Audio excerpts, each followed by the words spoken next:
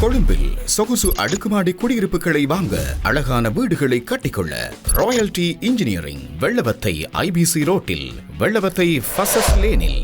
இந்த கஞ்சிப்பானை இம்ரான் தான் இப்போது தென்னிலங்கையினுடைய அதிகளவு பேசுபொருளாக இருக்கக்கூடிய கதாநாயகன். எப்படி பாதாள உலக செயற்பாடுகளின் மூலமாக மிகப்பெரிய அளவிலே பணம் ஈட்டி இருக்கக்கூடிய ஒருவர்.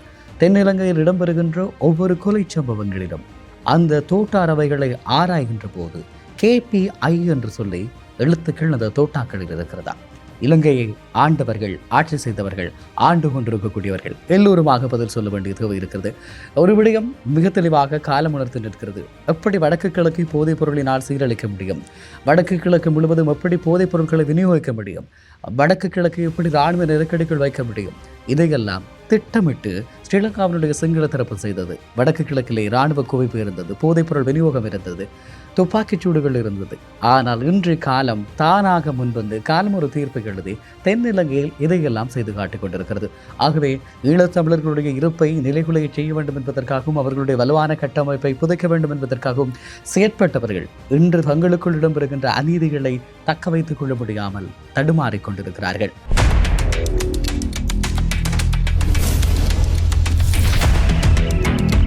ஒளி படைத்த கண்ணும் உறுதி கொண்ட நெஞ்சும் வழி கடந்து வரும் நிதர்சனத்தின் தளம். அதிர்வு இது கொதிநிலைகளின் களம். வணக்கம், இது IBC தமிழின் இன்றைய அதிர்வு. இன்றைய நாளும் பேசப்பட வேண்டிய ஒரு சில முக்கியமான விடயங்கள் தொடர்பாக பேசிக்கொள்ளப் போகிறோம். இலங்கையை பொறுத்த வரைக்கும் பாதாள உலக குழுக்களினுடைய அல்லது பாதாள உலக தலைவர்களுடைய பெயர்கள் மிகப்பெரிய அளவிலே அடிபட்டு கொண்டிருக்கக்கூடிய ஒரு காலப்பகுதியாக இந்த காலப்பகுதி காணப்படுகிறது. ஏனென்று உங்களுக்கு தெரியும், அதாவது இப்போது அதிக அளவில் பேசப்படுகின்ற பெயர் கஞ்சிப்பானை இம்ரான், சைமா போன்றவர்கள் இப்போது பேசப்படுகிறார்கள். இதற்கு முன்பதாக கெகல் பத்ரே பத்மே இவர்களோடு சேர்ந்து பல்வேறுபட்ட நபர்கள் பேசப்பட்டார்கள். கனேமுல்ல சஞ்சீவனுடைய கொலை, இப்படி நிறைய விடயங்கள் இருந்தது. இந்த நிலையில் இந்த கஞ்சிப்பானை இம்ரான் தான் இப்போது தென்னிலங்கையினுடைய அதிகளவு பேசுபொருளாக இருக்கக்கூடிய கதாநாயகன். எப்படி பாதாள உலக செயற்பாடுகளின் மூலமாக மிகப்பெரிய அளவிலே பணம் ஈட்டி இருக்கக்கூடிய ஒருவர். தென்னிலங்கையில் இடம்பெறுகின்ற ஒவ்வொரு கொலை சம்பவங்களிலும் அந்த தோட்டாரவைகளை ஆராய்கின்ற போது KPI என்று சொல்லி எழுத்துக்கள் அந்த தோட்டாக்களில் இருக்கிறதா. அந்த தோட்டா யாருடையது? KPI என்று சொன்னால் கஞ்சிப்பானை இம்ரான். அதாவது தன்னுடைய சிறு வயதிலே பள்ளிவாசலில் நோன்பு கஞ்சி வாங்கி கொண்டு இவர் வீதி வழியாக வருகிற போது சட்டியிலே இருந்த நோன்பு கஞ்சி இவருடைய உடல் முழுவதும் கொட்டிவிடுகிறதா. அதிலே இருந்து அவர் கஞ்சிப்பானை இம்ரான் என்று அழைக்கப்படுகிறார். அந்த கஞ்சிப்பானை இம்ரான் பிற்காலங்களில் இலங்கையை அச்சுறுத்துகின்ற, இலங்கையில் பல கொலைகளை, கடத்தல்களை, கப்பங்கூரல்களை, போதைப்பொருள் வர்த்தகத்தில் ஈடுபடக்கூடிய நிழல் உலக தாதாவாக மாறிவிடுகிறார். உங்களுக்கு தெரியும், கெகல் பத்ரே பத்மே ஒரு பெரிய ஒரு நிழல் உலக தாதாவாக பார்க்கப்பட்டவர். அவருக்கு எதிரான விசாரணைகள் எல்லாம் மிகப்பெரிய அளவில் முடுக்கிவிடப்பட்டது. அந்த கெகல் பத்ரே பத்மேயே இந்த கஞ்சிப்பானை இம்ரானுடைய பாதுகாப்பிலே தான் இருந்தார் என்று சொன்னால் இவர் எவ்வளவு பெரியவராக இருக்கிறார் என்பதுதான் அவர் தன்னுடைய அதிகார சமநிலையை வலுப்படுத்துவதற்கான முக்கியமான விடயமாக இருக்கிறது. உண்மையை சொல்லிக்கொள்ள வேண்டுமாக இருந்தால் இந்த கஞ்சிப்பானை இம்ரான் அவர்களை பிடிப்பதற்கான முயற்சியை ஸ்ரீலங்காவினுடைய குற்றப்புலனாய்வு பிரிவு மேற்கொண்டிருந்த போதும் அந்த முயற்சி நூலிழையில் தப்பித்து விட்டதாக சொல்லப்படுகிறது. ஆகவே இன்றைய நாளில் நாங்கள் விரிவாக பார்க்க போகிறோம். இந்த கஞ்சிப்பானை இம்ரானினுடைய கைது விவகாரமும், அவரை பிடிக்க போன விடயம் எப்படி கடைசி நேரத்திலே இவையெல்லாம் மாறியது என்பது தொடர்பாகவும் பார்க்க போகிறோம். இந்த விடயங்களை நாங்கள் பார்க்கிற போது நிறைய அதிர்ச்சிகரமான உண்மைகள் வெளிப்பட வாய்ப்பு இருக்கிறது. உண்மையை சொல்லிக்கொள்ள வேண்டுமாக இருந்தால் தென்னிலங்கை இன்று ஒரு கலைபரமான பூமியாக இருக்கிறது. எப்படியாக வடக்கு கிழக்கை வைத்திருக்க வேண்டும் என்று சொல்லி ஸ்ரீலங்காவினுடைய சிங்கள பெரும்பான்மை சக்திகள் முயற்சிகள் மேற்கொண்டனவோ, எப்படியான நடவடிக்கைகளை மேற்கொண்டார்களோ, அது எல்லாம் இன்று தென்னிலங்கையினுடைய அரசியலில் மிக பிரதானமானதாக இருக்கிறது. நாளுக்கு நாள் துப்பாக்கிச் சூட்டு சம்பவங்கள் தென்னிலங்கையில் அதிகரித்து வருகிறது. இந்த அரசினுடைய ஆட்சி கால பகுதியில் அதிகளவான துப்பாக்கிச் சூட்டு சம்பவங்கள் இடம்பெற்றதாக ஒரு பக்கம் காட்டிக் கொள்கிறார்கள். மறுபுறம் இந்த அரசு தன்னை ஒரு மிகச் சரியான முறையில் நடந்து கொள்வதாக கூறினாலும் இலங்கையில் போதைப்பொருள் கலாச்சாரம் என்பது தடுக்கப்பட முடியாததாக இருக்கிறது என்கின்ற குற்றச்சாட்டு இருக்கிறது. உண்மையில் ஸ்ரீலங்காவினுடைய சிங்கள பெரும்பான்மையின சமூகம் அல்லது அதனுடைய கடும்போக்குவாதிகள் இலங்கையில் விடுதலை புலிகளை அழித்தோம் என்று சொல்லி மார்த்தட்டக்கூடியவர்கள் ஏன் இந்த போதைப்பொருள் நாடு முழுவதும் வியாபித்திருக்க இன்னமும் நாட்டுக்குள் விட்டு வைத்திருக்கிறார்கள் என்கின்ற கேள்வி சமூக ஊடகங்களில் அனலாக பாய்ந்து கொண்டிருக்கிறது. சரி, அதெல்லாம் ஒரு புறம் இருக்கட்டும். நாங்கள் இந்த கஞ்சிப்பானை இம்ரானுடைய கைது விவகாரம், எப்படி அவர் தப்பித்தார், கடைசி நேரத்தில் என்ன நடந்தது, இது தொடர்பாக விரிவாக பார்க்கலாம். உண்மையில் கஞ்சிப்பானை இம்ரானை தேடுகின்ற நடவடிக்கை சர்வதேச பாதாள உலக குற்றவாளியாக இருக்கக்கூடியவர் கஞ்சிப்பானை இம்ரான் என்கின்ற அடிப்படையில் அவரை கைது செய்ய வேண்டும் என்கின்ற ஒரு முயற்சியை இலங்கையினுடைய குற்றப்புலனாய்வு திணைக்களம் மேற்கொள்ளுகிறது.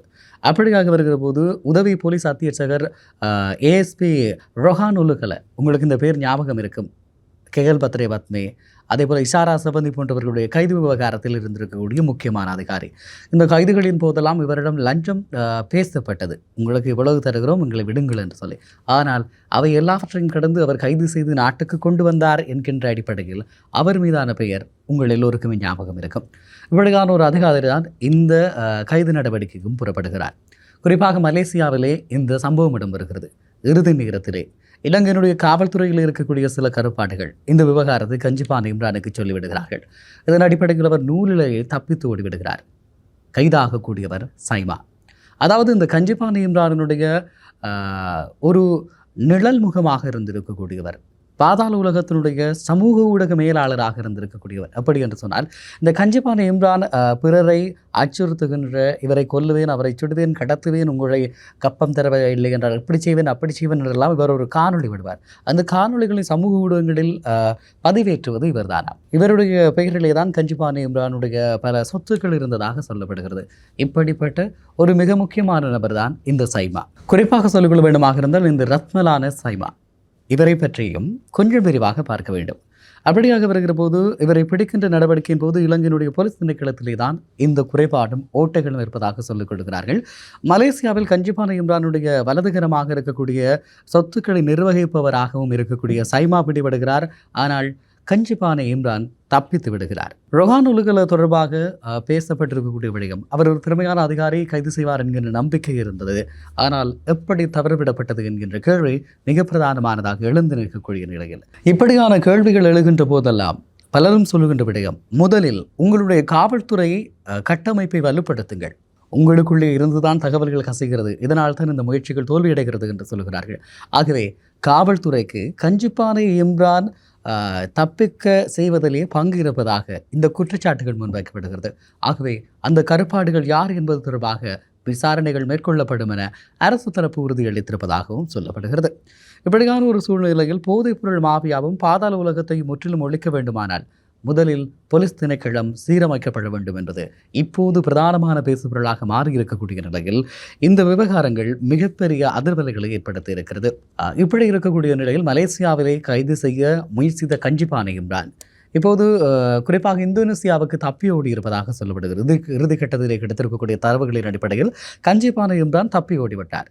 இப்போது அவரை இந்தோனேசியாவுக்கு சென்று பிடிக்க வேண்டிய தேவை இருக்கிறது. இப்படியான ஒரு சூழ்நிலையில் இந்த கஞ்சிப்பானை இம்ரான் ஏற்கனவே கைது செய்யப்பட்டவர் 2002ஆம் ஆண்டு கால பகுதியில் இலங்கையினுடைய நீதிமன்றத்தினால் பிணையில் விடுதலை செய்யப்படுகிறார். அவர் இலங்கையில் இருந்து இந்தியாவுக்கு தப்பிச் சென்று இந்தியாவில் இருந்து பல நாடுகளினூடாக அவர் தப்பிச் சென்றிருக்கிறார். ஆக இவ்வளவு பெரிய ஒரு குற்றவாளி, நாட்டினுடைய போதைப்பொருள் சாம்ராஜ்யத்தினுடைய தளபதி, நிழலுலக தாதா, ஏன் இவர் பிணையில் விடுதலை செய்யப்பட வேண்டும்? இலங்கையினுடைய நீதி கட்டமைப்புகள் தொடர்பிலே கேள்வி எழுகின்ற போது சிறிய சிறிய குற்றங்களை செய்கின்றவர்கள் எல்லாம் தொடர்ச்சியாக சிறை வைக்கப்படுவதும் தண்டனைகள் அனுபவிக்கப்படுவதும், இப்படியான பாரிய குற்றங்களை செய்கின்றவர்களுக்கு எப்படி பிணை கிடைக்கிறது? இந்த சட்ட வல்லுநர்களுடைய வாத திறமை எவ்வளவுக்கு எவ்வளவு மேலாக இருக்கிறது. ஆகவே யாரோ ஒரு சட்டத்தரணி தான் இந்த பிணையையும் பெற்றுக் கொடுத்திருக்கிறார். இப்படியானவர்களும் இன்று வரை இருந்து கொண்டுதான் இருக்கிறார்கள். இப்படியான நிலையிலே தான் மிக தெளிவாக கஞ்சிப்பானை இம்ரான் தொடர்பாக பேசுகிற அதே சமயத்திலே ரத்மலான சைமா தொடர்பாகவும் பேசியாக வேண்டும். குறிப்பாக இந்த ரத்மலானி சைமாவை பற்றி சொல்ல வேண்டுமாக இருந்தால் குடு அஞ்சு அவர்களோடு தொடர்புடையவராக காணப்படுகிறார். பிரான்சிலே செயற்பட்டிருக்கக்கூடிய குடு அஞ்சுவோடு தொடர்புடையவராக அவருடைய நிழலாக இருந்திருக்கக்கூடியவர்.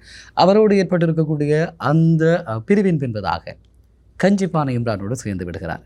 இவரும் ஒரு மோசமான பாதாள உலகத்தினுடைய தாகாவாக தன்னை வெளிப்படுத்திக் கொள்கிறார். இப்போதைய நாட்களில் இந்த ரத்மலானி சைமாவினுடைய கைது நடவடிக்கையை 2009ஆம் ஆண்டு காலப்பகுதியில் KP குமரன் பத்மநாதன் அவர்கள் கைது செய்யப்பட்டார் இல்லையா, மலேசியாவில் கைது செய்யப்பட்டவர் இலங்கைக்கு அழைத்து வரப்பட்டார் இல்லையா, அப்படியான ஒரு நடவடிக்கையாகவே இதனை தென்னிலங்கை சமூகம் பேசிக்கொள்கிறது. இவர் போதைப்பொருள் தொடர்புடையவர், அவர் புலிகளோடு தொடர்புடையவர் என்று இருவராக பேசிக்கொள்கிறார்கள். ஆனால் KP குமரன் பத்மநாதன் யாரோடு தொடர்பட்டவர் என்பது தமிழ் மக்களுக்கு மிக தெளிவாக தெரியும் என்று சொல்லி தமிழ் மக்களுடைய தரப்புகளிலே சமூக ஊடகங்களில் இதுவும் ஒரு பேசுபொருளாக மாறி இருக்கிறது.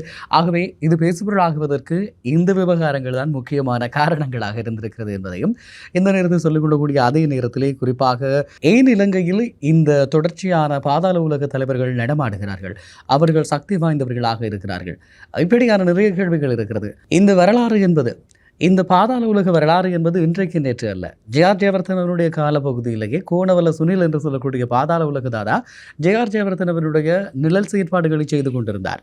அதன் பின்பதாக சொத்தி வாலி போன்றவர்கள், ரணசிங்க பிரேமதாசவோடு இருந்திருக்கக்கூடிய துறவை சொல்லிக் கொள்ளலாம், குணுகுமாரையா போன்றவர்கள், மாகுந்தரே மதுஸ், கெகல் பத்ரே பத்மே, கனேமுல சஞ்சீவ, இப்படி உங்களுக்கு தெரியும் மஹிந்த ராஜபக்சவினுடைய நிழலாக செயற்பட்டிருக்கக்கூடியவர்கள் யார் என்றெல்லாம் இப்படி நிறைய பேர் இருக்கிறார்கள். ஒவ்வொருவருடைய பெயரையும் நாங்கள் சொல்லிக் கொண்டிருக்க முடியாது. ஆகவே இலங்கையிலே பாதாள உலக செயற்பாடுகளுக்கு மிக நீண்ட வரலாறு இருக்கிறது. அவர்களுக்கு புகலிடம் அளித்தது கடந்த கால தலைவர்கள், அரசியல்வாதிகள், முக்கியமான அமைச்சர்கள், ஜனாதிபதிகள் என்று இருக்கிறது. ஆகவே நாட்டினுடைய இந்த அழிவுக்கும் இந்த போதைப்பொருள் கலாச்சாரத்திற்கும் இப்படியான நிலைமைகள் ஒவ்வொன்றுக்கும் இவர்கள் காரணமாக இருந்திருக்கிறார்கள். பாதாள உலக தரப்பு மாத்திரமல்ல, இலங்கையை ஆண்டவர்கள், ஆட்சி செய்தவர்கள், ஆண்டு கொண்டிருக்கக்கூடியவர்கள் எல்லோருமாக பதில் சொல்ல வேண்டிய தேவை இருக்கிறது. ஒரு விடயம் மிக தெளிவாக காலம் உணர்த்து நிற்கிறது. எப்படி வடக்கு கிழக்கு போதைப் பொருளினால் சீரழிக்க முடியும், வடக்கு கிழக்கு முழுவதும் எப்படி போதைப் பொருட்களை விநியோகிக்க முடியும், வடக்கு கிழக்கு எப்படி இராணுவ நெருக்கடிகள் வைக்க முடியும், இதையெல்லாம் திட்டமிட்டு ஸ்ரீலங்காவினுடைய சிங்கள தரப்பு செய்தது. வடக்கு கிழக்கிலே இராணுவ குவிப்பு இருந்தது, போதைப்பொருள் விநியோகம் இருந்தது, துப்பாக்கிச் சூடுகள் இருந்தது. ஆனால் இன்று காலம் தானாக முன்வந்து காலம் ஒரு தீர்ப்பை எழுதி தென்னிலங்கையில் இதையெல்லாம் செய்து காட்டிக் கொண்டிருக்கிறது. ஆகவே ஈழத்தமிழர்களுடைய இருப்பை நிலைகுலைய செய்ய வேண்டும் என்பதற்காகவும் அவர்களுடைய வலுவான கட்டமைப்பை புதைக்க வேண்டும் என்பதற்காகவும் செயற்பட்டவர்கள் இன்று தங்களுக்குள் இடம்பெறுகின்ற அநீதிகளை தக்க வைத்துக் கொள்ள முடியாமல் தடுமாறிக்கொண்டிருக்கிறார்கள். இதுதான் காலத்தினுடைய தீர்ப்பாக என்று கேள்வியும் இருக்கிறது. நன்றி உறவுகளே, உங்கள் கருத்துக்களையும் எங்களுடைய பின்னூட்டமிடக்கூடிய பகுதிகளில் பகிர்ந்து கொள்ளுங்கள். இது தொடர்பாக தொடர்ச்சியாக பேசுவோம். இனி வருகின்ற நாட்களிலும் தொடர்ந்து பேசலாம். நன்றி. மற்றொரு இன்றைய அதிர்வினூடாக உங்கள் அனைவரையும் சந்திக்கிறேன். IBC தமிழ் நியூஸ் என்கின்ற எங்களுடைய யூடியூப் பக்கத்தை பின்தொடருங்கள். வணக்கம்.